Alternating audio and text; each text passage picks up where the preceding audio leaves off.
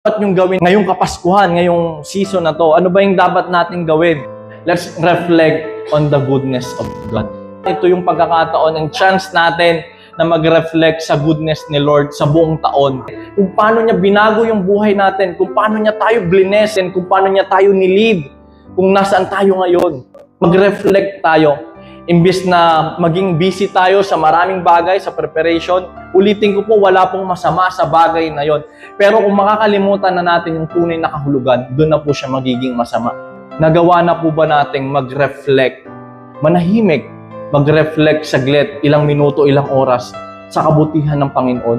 At kung hindi pa huli ang pagkakataon, tayo maging busy sa preparation, maging busy sa pagde-decorate, sa pagbabalot ng regalo, unahin po nating mag-reflect sa kabutihan ng Panginoon.